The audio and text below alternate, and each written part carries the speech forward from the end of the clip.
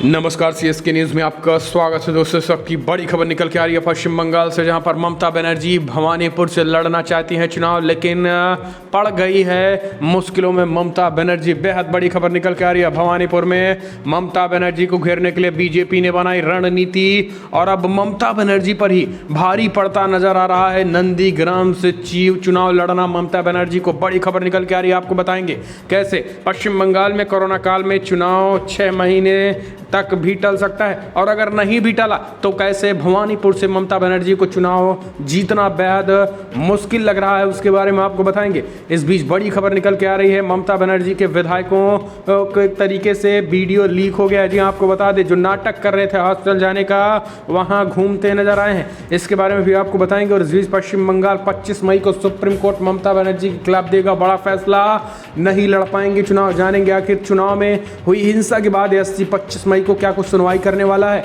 और इस बीच बड़ी खबर निकल के आ रही है दोस्तों, बंगाल में टीएमसी के गुंडों से बचाने के लिए बंगाल में शुभेंदु अधिकारी के पूरे परिवार की सुरक्षा बढ़ा दी गई है, और अब पूरे परिवार उतरने वाले हैं भवानीपुर की रण में। जी हाँ, ममता बनर्जी भवानीपुर में भी मुश्किलें होने वाली है। तो दोस्तों आपको बता दें कि खबरें विस्तार से आपको बता दें। दरअसल ममता बनर्जी को अब ममता बनर्जी का ही गुस्सा भारी पड़ता नजर आ रहा है, क्योंकि ममता बनर्जी ने जो फैसला नंदीग्राम से चुनाव लड़ने का किया था, अब उन पर ही उल्टा पड़ गया है। क्योंकि नंदीग्राम से ममता बनर्जी की चुनाव करारी हार हो गई है, और वहां से भारतीय जनता पार्टी के कद्दावर नेता शुभेंदु अधिकारी की जबरदस्त जीत हो चुकी है।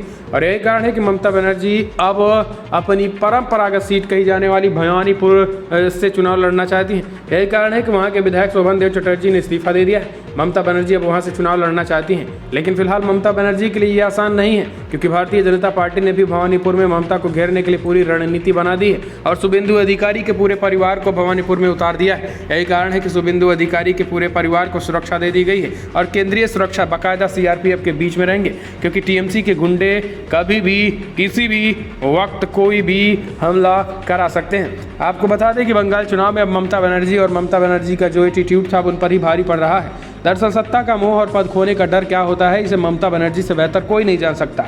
ममता ने पश्चिम बंगाल चुनाव में दिलेरी दिखाई और शुभेंदु अधिकारी को सबक सिखाने के लिए परंपरागत भवानीपुर सीट छोड़कर नंदीग्राम को चुनाव लड़ने चली गई। जिसका डर था वही हुआ, और तृणमूल कांग्रेस जबरदस्त जीत करारी हार हुई है। अब बड़ी खबर निकल के आ रही है कि ममता बनर्जी हाल फिलहाल में कोई विधान परिषद का चुनाव होता दिख नहीं रहा है, और कोरोना के बीच उपचुनाव होना बड़ी मुश्किल की बात लग रही है। लेकिन ठीक है, एक तरफ हम मान लेते हैं कि चुनाव होगी भी तो ठीक है, लेकिन भवानीपुर से जीतना ममता बनर्जी के लिए इतना आसान नहीं है। अब आप समझिए क्यों। दरअसल भवानीपुर से चुनाव ममता जीतेंगी इसकी कोई गारंटी नहीं है। बीजेपी दीदी का पीछा छोड़ने वाली नहीं है। वाम मोर्चा भी वहाँ ज़रूर काफ़ी मजबूती के साथ है। कांग्रेस पार्टी अगर गठबंधन करेगी तो ठीक है, वरना कांग्रेस वाम मोर्चा लड़ेंगे ही।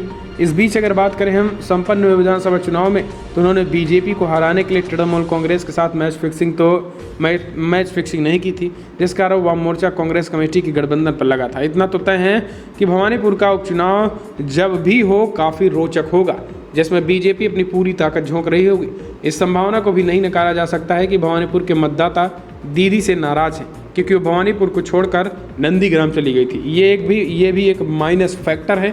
इसलिए ममता बनर्जी का जो है भवानीपुर से चुनाव लड़ना और जीतना, ये अपने आप में बेहद चैलेंज है। हालांकि एक प्लस पॉइंट ममता बनर्जी के समर्थन में ज़रूर है, क्योंकि सरकार उनकी बन गई है। इस वजह से लोग सहानुभूति की वजह से भले ही उनको वोट करें, लेकिन बीजेपी पूरी की पूरी गेम और रणनीति बनाना शुरू कर दी है। यही कारण है कि भवानीपुर को लेकर अब गृहमंत्री अमित शाह ने बैठक बुलाई है। एक विधानसभा सीटों को लेकर भी सभी नेताओं की बैठक बुलाई है, और माना जा रहा है 25 तारीख को सुप्रीम कोर्ट का फैसला आने वाला है। उसके बाद 27 तारीख को बैठक होगी, और इस बैठक के बाद चुनाव अगले 1 महीने में चुनाव आयोग ऐलान भी कर सकता है।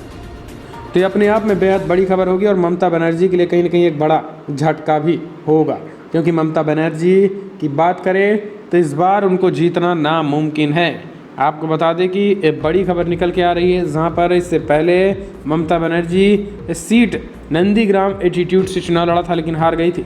इस बीच हम चलते हैं अगले अपडेट। एक और बड़ी खबर आपको बता दें कि नारदा टेप कांड में ममता के मंत्रियों को राहत अभी नहीं मिलेगी। जी हाँ, बड़ी खबर निकल के आ रही है, जेल में ही रहना और होगा। कुछ मंत्री जो है वो अपने स्वास्थ्य का हवाला दे हॉस्पिटल गए हुए, लेकिन अब हॉस्पिटल में उनकी घूमने की तस्वीर नजर आ रही है। दरअसल नारदा टेप कांड में कोलकाता हाई कोर्ट ने अपरिहार्य कारणों से सुनवाई टाल दी और इस मामले में गिरफ्तार ममता कैबिनेट के मंत्री फरहाद हकीम, सुब्रत मुखर्जी, टीएमसी विधायक मदन मित्रा और कोलकाता के पूर्व मेयर शोभन चटर्जी को फिलहाल जेल में ही रहना होगा। हाईकोर्ट के कार्यवाहक मुख्य न्यायाधीश राजेश बिंदल और जस्टिस अरिजीत बनर्जी की पीठ इस मामले में सीबीआई के उस आवेदन पर सुनवाई कर रही है जिसमें उसने जमानत अर्जी को सीबीआई की विशेष अदालत से हाईकोर्ट स्थानांतरित करने का आग्रह किया था। हिरासत में बंद इन मंत्रियों के समर्थक और खुद ममता बनर्जी और विधि मंत्री मलय घटक ने जिस तरीके से दबाव बनाने के लिए सीबीआई कार्यालय का घेराव किया था, ऐसे में ममता और घटक को भी पार्टी बनाया गया था। अगली सुनवाई की तारीख अभी तय नहीं हुई है।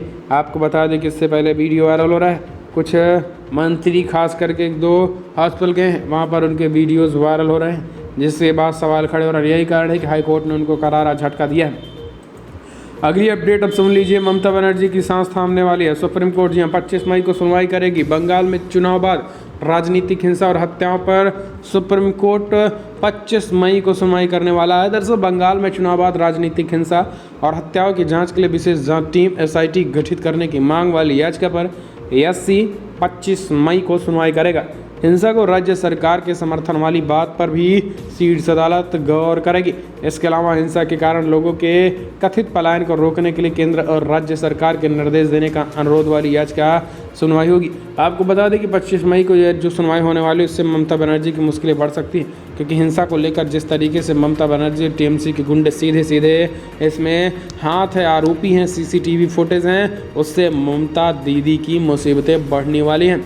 और आपको बता दें कि ममता बनर्जी के खिलाफ बड़ा एक्शन एससी ले सकता है। हालांकि राज्यपाल महोदय की बात करें तो राज्यपाल महोदय तो पहले से ही ममता बनर्जी के खिलाफ मोर्चा खोले पड़े हैं और अब इसके बाद ममता बनर्जी के खिलाफ पूरी तरीके से एक्शन की भी तैयारी हो चुकी है। यही कारण है कि पश्चिम बंगाल के राज्यपाल ने तो यहाँ तक भी कह दिया है कि ममता बनर्जी अगर कायदे में नहीं रहेंगी, अगर कायदे में रहेंगी तो फ़ायदे में रहेंगी। ममता बनर्जी अगर एक तरीके से टीएमसी के गुंडों को अपने दम पर और टीएमसी के गुंडों को उकसाएंगी तो ममता बनर्जी और पश्चिम बंगाल में राष्ट्रपति शासन का सिफारिश कर दूंगा। ये स्वयं आपको बता दें कि राज्यपाल ने ममता बनर्जी को चेतावनी दी है। यहाँ तक कि टीएमसी के गुंडे तो आम बीजेपी नेताओं और कार्यकर्ताओं को तो छोड़ो, प्रदेश के राज्यपाल तक को भी नहीं बख्श रहे हैं। उनके घरों के बाहर जमकर विरोध प्रदर्शन हो रहा था 2 दिन पहले ही। यही कारण है कि उन पर उनकी सुरक्षा में भी केंद्रीय जवानों को लगाया गया है। तो ये है हालत। ममता की पुलिस के भरोसे पश्चिम बंगाल बीजेपी का कोई भी नेता नहीं है। यही कारण है कि केंद्रीय गृह मंत्री अमित शाह ने बीजेपी के सभी 74 के 74 विधायकों को केंद्रीय सुरक्षा प्रदान कर दी है, क्योंकि ममता की पुलिस पर भरोसा किसी को नहीं है। तो दोस्तों बड़ी खबर बिकता है, लेकिन अगर आपको वीडियो पसंद आए तो लाइक करें, शेयर करें, कमेंट के माध्यम से अपनी राय देना भूलें। इस वीडियो तो जय हिंद, वंदे मातरम।